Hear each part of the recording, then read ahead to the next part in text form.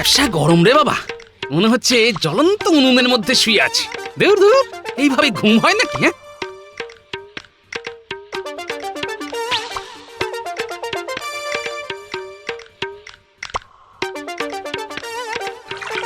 কি ব্যাপার গো?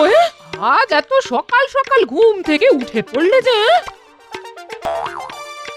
ও, জল তেষ্টা পেয়েছে বুঝি? আগে না গিন্নি, ওমা, তাহলে কুঁজো থেকে জল ঢাললে কেন? খাবো বলে নয়, মাথায় ঢালবো বলে। আহ, শান্তি। বলি হচ্ছেটা কি? ঠান্ডা করছি গিন্নি, মাথা ঠান্ডা করছি। এই জল আনতে আমাকে রোজ 2 মাইল করে পথ কুঁজো কাঁধে করে হাঁটতে হয়, আর তুমি কিনা সেই জল মাথায় ঢেলে।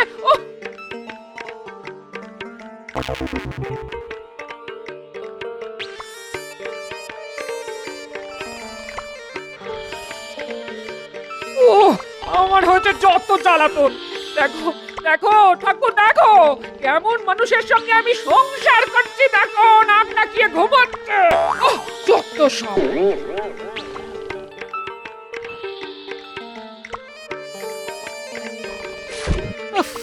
বাপরে বাপ, কি গরম, কি গরম।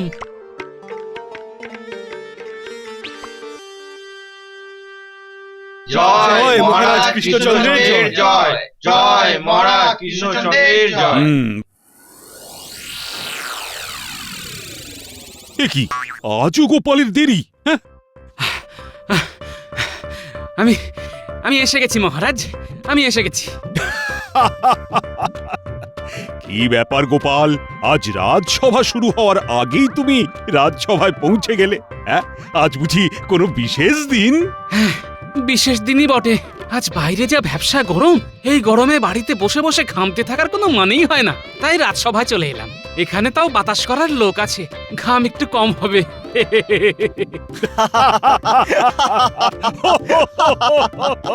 ওহ গোপাল, তুমি দিন দিন বড্ড ধরিবাজ হয়ে উঠছো। ধরিবাজি ছাড়া কোনো কাজই করতে চাও না তুমি। তাই নাকি? ভালো হাওয়া পাওয়ার জন্য আপনিও যে মহারাজের সঙ্গে একেবারে সেঁটে দাঁড়িয়ে আছেন, তাহলে আপনি আমার জায়গায় এসে বসুন দেখি, আর আমি যাই আপনার জায়গায়। হ্যাঁ, আরে থাক না, এসবের আবার কি দরকার? খাওয়ার মধ্যে একটু হাওয়াই তো খাচ্ছি। দেখেছেন মহারাজ?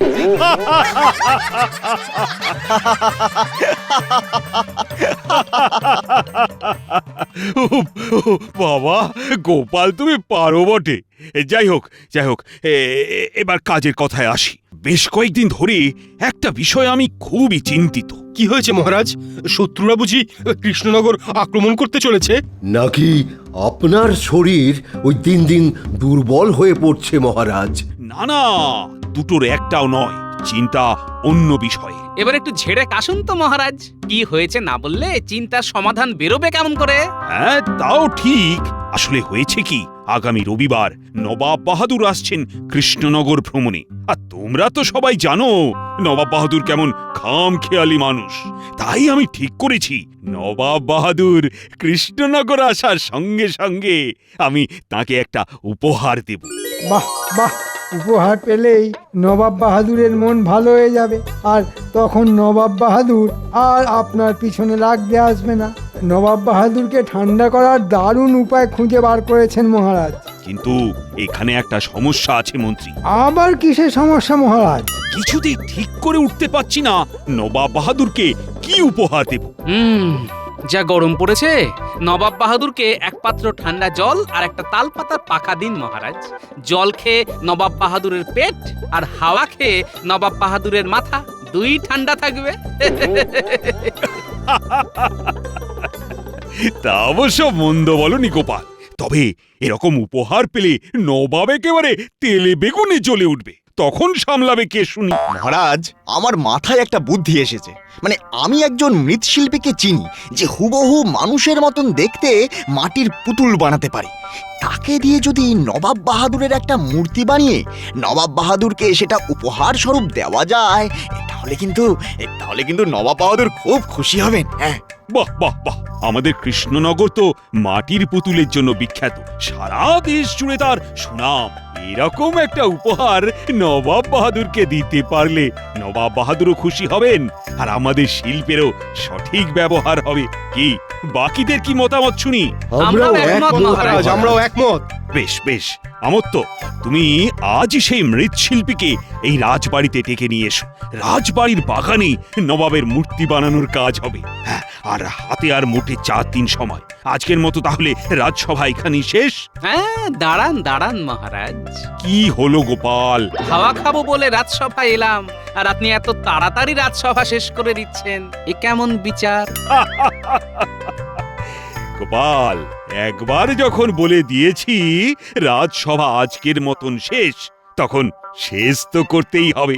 তুমি বরং আগামীকাল এসো হাওয়া খেতে। সকাও নয়, হাওয়া খাবে।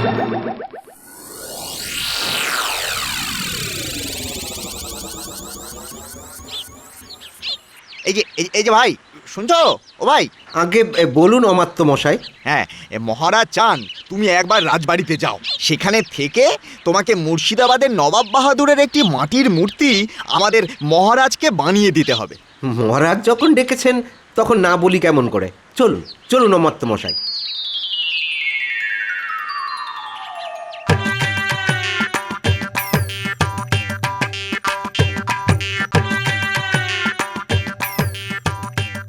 উফ, এই ব্যবসা গরমে আর পারা যাচ্ছে না। এই গরমের চোটে আজ ভালোভাবে ঘুমোতেও পারলাম না। এখন কি যে করি। এইবার একটু শান্তি পেলাম। আমি হলাম গোপাল ভাঁড়, আমার বুদ্ধির তুলনা নেই।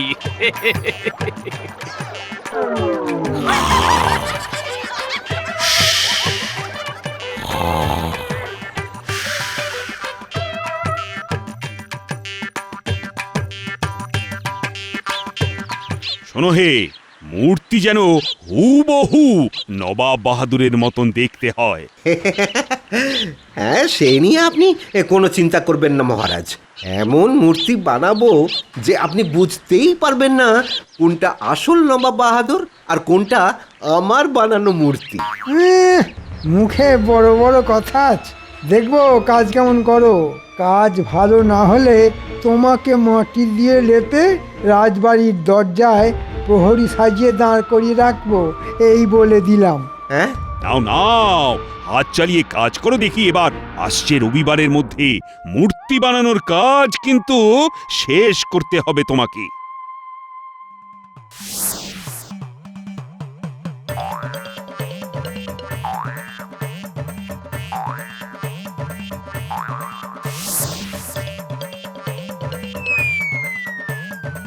এ কি আশ্চর্য! এটা মূর্তি, সত্যি সত্যি নবাব বাহাদুর দাঁড়িয়ে আছেন। ঠিক বলেছেন মহারাজ, দূর থেকে আমিও মূর্তিটাকে নবাব বাহাদুর ভেবে ভুল করেছিলাম। এই মূর্তিটা উপহার হিসেবে পেলে নবাব বাহাদুর খুব খুশি হবেন। আর তুমি দারুণ কাজ করেছো। তোমার কাজের গুণে তো এই মূর্তি একেবারে জীবন্ত হয়ে উঠেছে। ধন্যবাদ মহারাজ, ধন্যবাদ। তোমার পারিশ্রমিক এবং উপহার।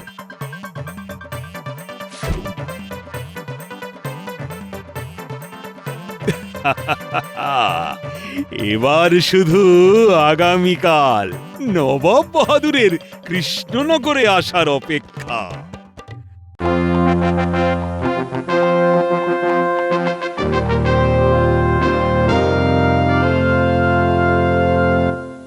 কি ব্যাপার মহারাজ, বেলা হতে চললো, নবাব বাহাদুর এখনো এসে পৌঁছলেন না কেন? আমিও তো সেটাই ভাবছি মন্ত্রী। যতক্ষণ না আমি উপহারটা নবাব বাহাদুরকে দেখাতে পারছি, ততক্ষণ যে আমার আর কিছুতেই তর সইছে না। নবাব বাহাদুর যত দেরি করে আসবেন ততই ভালো। এরকম কেন বলছো গোপাল? সোজা হিসেব, যতক্ষণ না নবাব বাহাদুর এসে উপস্থিত হচ্ছেন ততক্ষণ এই রাজসভায় বসে হাওয়া খেতে পারবো। উনি এসে পড়লেই তো সবাইকে রাজবাড়ির বাগানে গিয়ে গরমের মধ্যে ঘামতে হবে।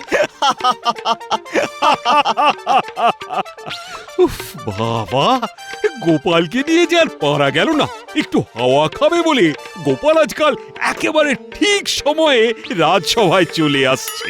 এ গোপাল, তোমার বাড়িতে পাখা নেই বুঝি? আছে তো, কিন্তু হাওয়া করার লোক নেই। আর আমার আবার নিজের হাত ব্যথা করে হাওয়া খেতে একেবারেই ভালো লাগে না। কি ব্যাপার কৃষ্ণচন্দ্র, রাত সবাই বড্ড হাসাহাসি হচ্ছে দেখছি। এটা রাজসভা না মাছের বাজার জাহাপানা? হ্যাঁ, আসুন আসুন আসুন নবাব বাহাদুর। আর বলবেন না, ওই গোপালের রসিকতা শুনে আমরা একটু হাসাহাসি করছিলাম। আর তাছাড়া হাসি খুশি থাকলে শরীর আর মন দুটোই যে খুব ভালো থাকে। আর আর এইবার আমি আপনার মন ভালো করার জন্য একটা সামান্য চেষ্টা করেছি নবাব বাহাদুর। কি চেষ্টা শুনি কৃষ্ণচন্দ্র? আগে সেটা তো এখানে দেখানো যাবে না, সেটা দেখতে হলে আপনাকে রাজবাড়ির বাগানে যেতে হবে। তাহলে চলুন জাহাপানা, গিয়ে দেখে আসি রাজা কৃষ্ণচন্দ্র আপনার মন ভালো করার জন্য কি ব্যবস্থা করেছে। হ্যাঁ চলো দেখেই আসি।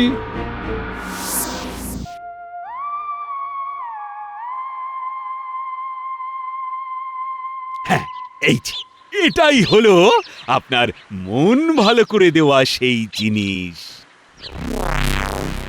কি এটা? সেটা জানতে হলে যে আপনাকে এর আবরণ উন্মোচন করতে হবে নবাব বাহাদুর। হায় আল্লাহ, এই যে আমার যমজ ভাই, নাক চোখ মুখ সবই যে আমার মতোই।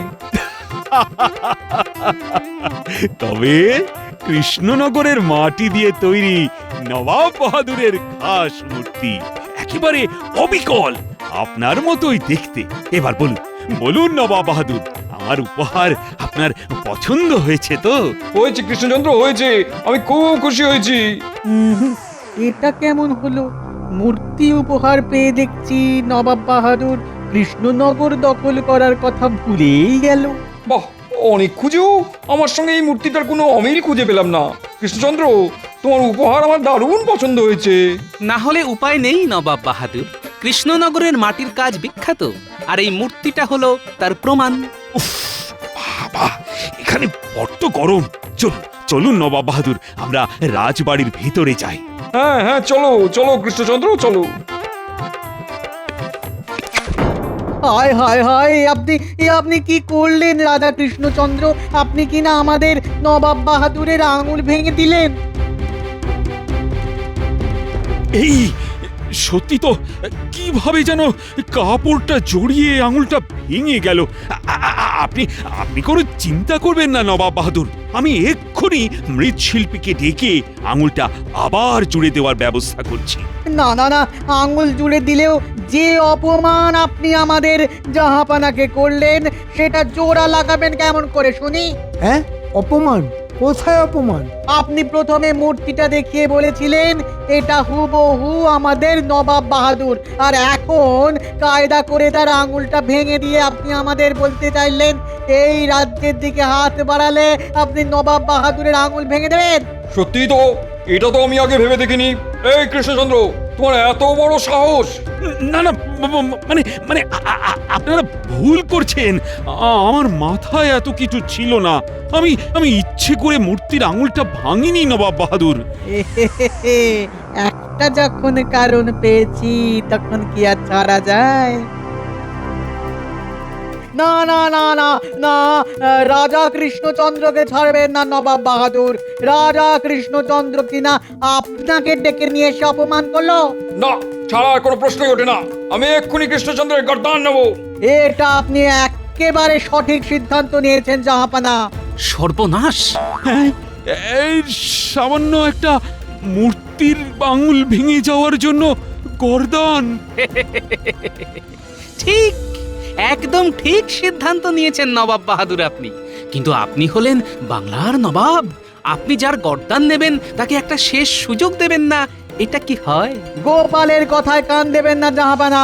পিছন থেকে তো কাপুরুষরা ছুরি মারে, আপনি তো আর কাপুরুষ নন, আপনি হলেন বাংলার নবাব। তাই একটা শেষ সুযোগ যদি... কথাটা মন্দ বলনি গোপাল। বেশ, আমি কৃষ্ণচন্দ্রকে কালকের দিনটা সময় দিলাম। কাল ঠিক এই সময় এই জায়গায় কৃষ্ণচন্দ্রকে রোদের মধ্যে 1 ঘন্টা ঠায় দাঁড়িয়ে থাকতে হবে।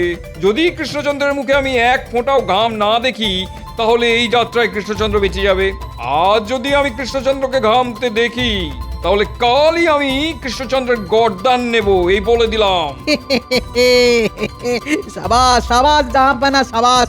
কাল দেখবো রাজা কৃষ্ণচন্দ্র কেমন করে বেঁচে ফেরে।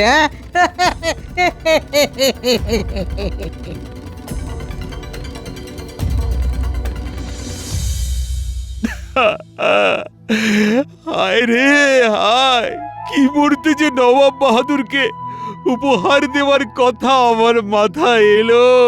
হায় হায় হায়। ভয় পাবেন না মহারাজ, গোপাল থাকতে আপনার কোনো ক্ষতি কেউ কোনো দিন করতে পারেনি আর পারবেও না। নবাব বাহাদুর কি বলে গেলেন শুনলে না গোপাল? এমন কি কোনো মানুষ আছে যে এই গরমে 1 ঘন্টা রোদে দাঁড়িয়ে থাকার পরও তার ঘাম হবে না? নিশ্চয়ই আছে, শুধু বুদ্ধি খাটিয়ে তাকে খুঁজে বার করতে হবে আমাকে। নবাব বাহাদুরের এই খামখেয়ালির জবাব যে আমাকে দিতেই হবে, আর সেটা দিতে হবে নবাবের মতন করি। এই তো আমার মাথায় একটা বুদ্ধি এসেছে। বলো কি গোপাল, কাল আমাকে বাঁচাতে পারবে তুমি? তা একবার চেষ্টা করে দেখতে পারি মহারাজ। আমার তো তুমি চলো তো আমার সঙ্গে। আর মহারাজ, যদি এই যাত্রায় আমি আপনার প্রাণ রক্ষা করতে পারি, তাহলে তাহলে তুমি যা চাইবে আমি তাই দেব গোপাল। ব্যাস, এটাই তো চাই। চলে এসো আমার তো।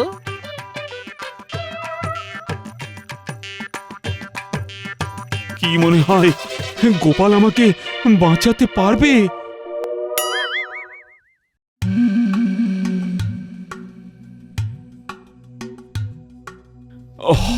বাবা, গোপালের এখনো দেখা নেই কেন? গোপাল গেল কোথায়? পালিয়েছে মহারাজ। আপনাকে বাঁচানোর কোনো রাস্তা দেখতে না পেয়ে গোপাল পালিয়েছে। হ্যাঁ, তার মানে আজই আমার শেষ দিন। গোপাল আসেনি তো? হয়েছে। আমরা তাহলে সবাই মিলে ওই নবাব বাহাদুরকে বোঝানোর চেষ্টা করব। হ্যাঁ মহারাজ, আমরা সবাই আপনার পাশে আছি। কি ব্যাপার কৃষ্ণচন্দ্র, চলো চলো। দাঁড়ানোর নাম শুনেই কৃষ্ণচন্দ্র ঘামতে শুরু করে দিয়েছে। দেখুন দেখুন দেখুন জাহাপানা, দেখুন। হ্যাঁ, মানে না, মানে চলুন নবাব বাহাদুর। আমি এসে গেছি। উফ বাবা, বাইরে কি গরম। গোপাল, তুমি আমি ভেবেছিলাম তুমি আর আসবে না। মহারাজ বিপদে পড়েছে আর গোপাল আসবে না, সেটা কি হয়? চলুন মহারাজ, রাজবাড়ির বাগানে চলুন, বাকি কথা সেখানে গিয়েই হবে।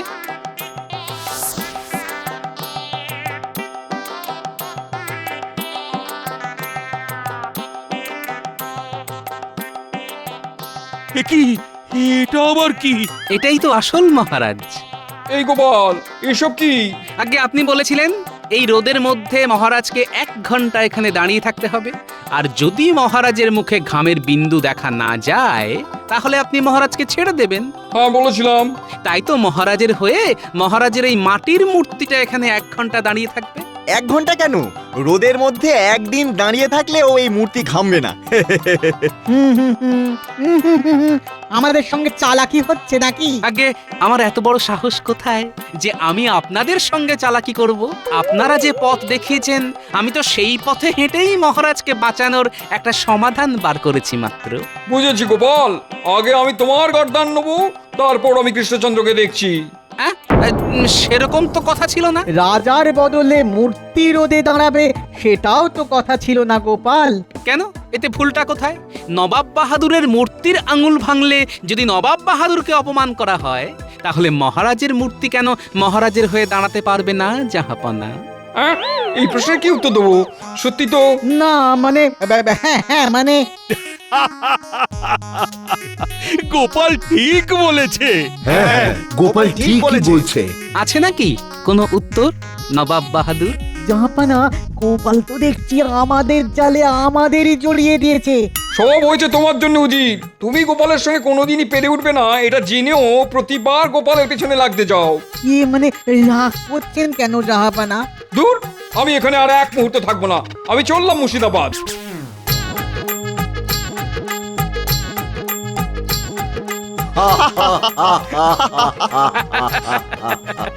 সাবাস গোপাল, সাবাস। আজ তোমার জন্য আমার প্রাণটা বেঁচে গেল।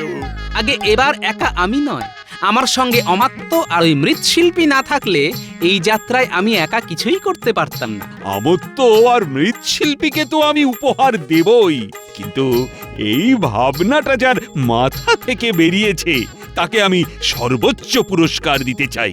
বলো বলো গোপাল, কি পুরস্কার নেবে তুমি? কি নেবে?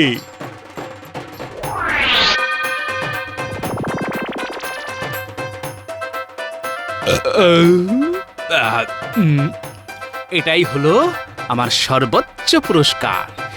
গরমকালটা এইভাবে কাটিয়ে দিতে পারলে যে আমি হব এই পৃথিবীর সবচেয়ে সুখী মানুষ। নবাব স্বপ্ন ভাবতে পারেনি তাকে এইভাবে ঘামের দাম দিতে হবে। কেমন দিলাম?